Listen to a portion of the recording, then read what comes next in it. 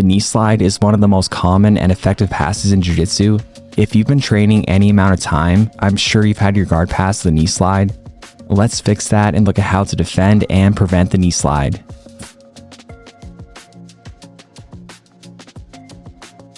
First, we must establish where the knee slide is available from. Either when your opponent has both their knee and foot behind your legs, typically they're on their knees, this is half guard, and they take or have taken dominant grips on your body. They bring their knee in front of your leg, and then their foot in front of your leg. This is the logical order of freeing the leg from half guard. The next scenario is when your opponent is in more of a standing position and their knee is already in front of your legs, and they now only need to bring their foot in front of your legs to pass. As you can see, my knee is already in front of the guard player's leg. Now I just need to bring my foot in front of the leg to complete the pass.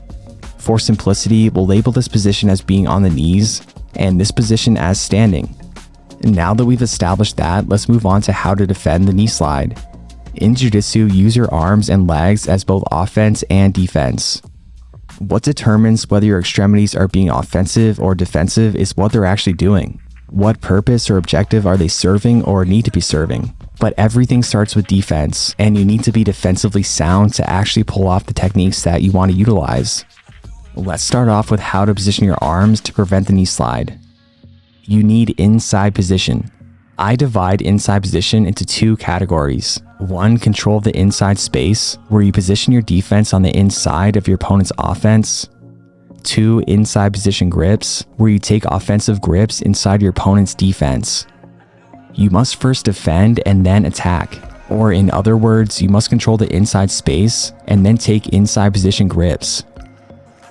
When defending the knee slide, you must not allow your defense to be on the outside of your opponent's offense. You can't allow your arms to be on the outside of their arms, as doing so will allow them to take inside position grips such as the underhook or control of your head. These grips will pin you down to the mat and allow your opponent to control your body.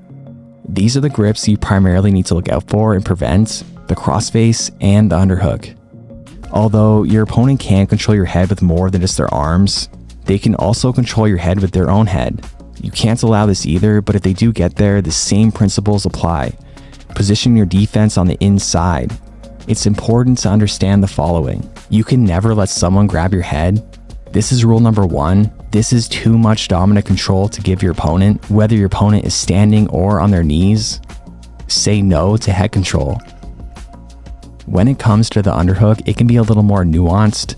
When your opponent is on their knees in half guard, you can only allow the underhook if you also prevent your head from being controlled, which is an example of using one arm for offense and one arm for defense. But when your opponent is standing, you can never allow them to take an underhook, even if you prevent control of your head. If you want to keep it simple for both, when your opponent is standing or on their knees, you can just never allow either the underhook or head control. You prevent both grips by, again, positioning your arms on the inside of their arms, your defense on the inside of their offense. And now when you find your opportunity, you can take offensive grips for yourself, such as an underhook. The underhook is the enemy of the knee slide, as it's one of the primary counters. It's an inside position grip, meaning that you're gripping on the inside of their defense. You can use the underhook for a variety of attacks such as back takes and sweeps. Now let's look at how to take an underhook. It's important to lead with your elbow when taking an underhook, as this will ensure that your defense remains on the inside.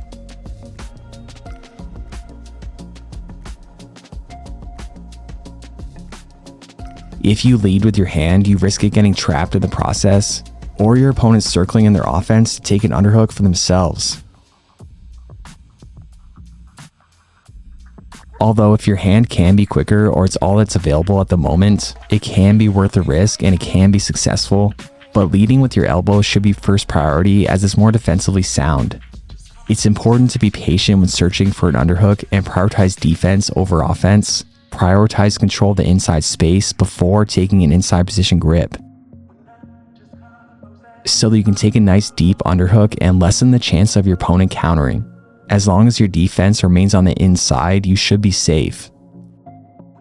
Like right here, I'm patient because I know the grip that I need. If you haven't subscribed yet, please change that, and remember to always like and comment on my videos as it blesses me in the algorithm. I always super appreciate it. Even if your opponent does get deep within the knee slide before you can safely take an underhook, there's always things that you can do to counter, like building a base by getting to your layer 2 of defense, your elbow, to regard to a safer position. Learn more about layers of defense in my Jiu-Jitsu theory course. An advantage or disadvantage of the gi, depending on how you look at it, is that the passer can take alternative grips rather than the underhook or head control to hit the knee slide. They can grip the gi for grips such as the collar and sleeve, which is why it's also important to use your legs defensively. Whether it be in the gi or no gi, you need to use your legs wisely to defend. We've looked at how to use your arms both defensively and offensively, and now let's look at how to use your legs for the same purpose. Quickly, a big thank you to X Martial for sponsoring this video. X Martial is an amazing brand with high quality and beautiful designs. They support the community and even hooked everyone up with a free rash guard for my Trinidad and Tobago camp that I hosted in May of this year. The details for next year's camp will be out soon. Check out their hybrid shorts, which are by far the best fitting and feeling no-gi shorts that I've ever worn, or their rash guards, which I'm equally impressed by. Use my code Jordan10 for 10% off your order, and treat yourself to something nice at X Martial. When your opponent is looking to hit a knee slide, this means that they're passing through the guard rather than around, over, or under. To pass through, they position one leg between your legs with one of their legs in the middle, which means that you have an outside leg and an inside leg. Let's first look at how to use your outside leg to defend. The knee shield is a prime example. You position your knee/shin between you and your opponent. This acts as a short frame to keep distance between you and your opponent. This will prevent your opponent from being able to drop their hip to your hip because your knee shield is in the way. You position it on the inside to control the inside space. It prevents them from taking more inside position. See here, my opponent has his knee shield on the inside, using it to defend, so I changed the angle of that frame to position my arm offensively on the inside of his defense. Once I've cleared the knee shield, I can now proceed to drop my hip to his hip.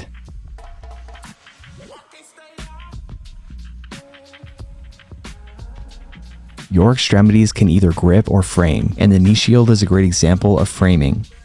Let's now look at how to grip with your outside leg. Due to the shape of your foot, you can only really grip with your instep. And to counter the knee slide, you can grip with your instep onto your opponent's shin for what is known as shin to shin.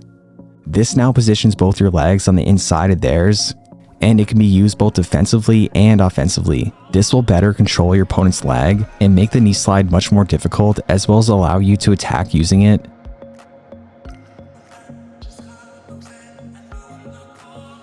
This is the reason why in these clips, I clear that shin to shin grip to rid myself of their control before knee sliding, to position their defense on the outside of my offense so I can proceed with the pass. So we've covered the outside leg, use your knee shield to frame or your instep to grip. Now let's look at the inside leg. That leg can also grip or frame. To frame, you place your foot on the inside of your opponent's outside leg. This prevents your opponent from stepping over that leg to position themselves between the legs. If you're also hooking your instep with your outside leg, this guard is known as De La Hiva, which is a great example of guards not just being random guards, but rather they're ways to position your grips. The way you position your grips determines which guard that you're in. Notice in these clips, I'm clearing that foot to step between the legs. I'm doing so to get past their defense. So your inside leg can frame to prevent and defend the knee slide. But the issue is, if you're like me and have short legs, or your opponent just does a good job attacking, it can be difficult to keep connection with that foot and your opponent can step over it. Now that foot can't frame, but it can grip with the instep. Notice here my opponent is doing nothing with that inside leg. He's doing nothing to defend using it.